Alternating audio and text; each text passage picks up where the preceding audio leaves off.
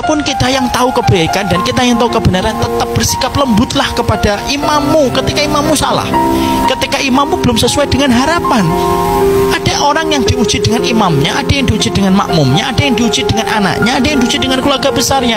Setiap orang dapat part masing-masing ujian itu, ya, dan itu harus kita pahami. Allah menciptakan ujian itu supaya kita nggak nyaman hidup di dunia. Kalau kita semuanya enak, malah kita benci mati, karena mati itu akan menghentikan kita dari kenikmatan yang kita peroleh. Kenapa kehidupan orang beriman ada ujian? Supaya tidak jatuh cinta sama dunia, karena itu berbahaya. Makanya nikmatin aja, Bu. Selama suami kita tidak berdosa dengan dosa-dosa yang besar, belum mau ke masjid, mungkin doanya dikencengin, Bu, di waktu-waktu yang mustajab.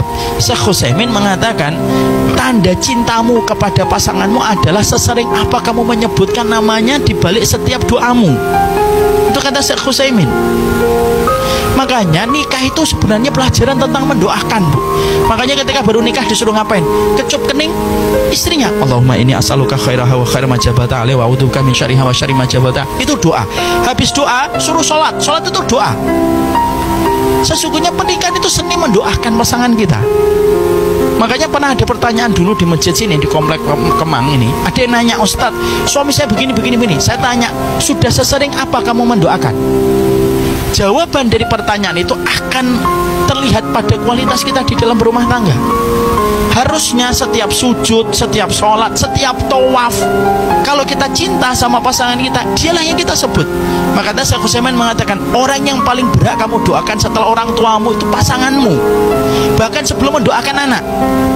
Banyak ibu-ibu lebih banyak mendoakan anaknya, tapi lupa mendoakan suaminya, padahal pintu surganya dia ada di pintu suaminya.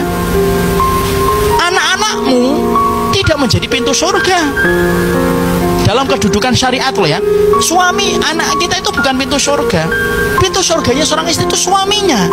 Kalau dia tahu bahwasanya pintu surganya dia itu lewat suaminya, bukankah memperbaiki pintu surga itu merupakan perkara yang pertama kali harus kita lakukan sebelum kita meminta yang lain?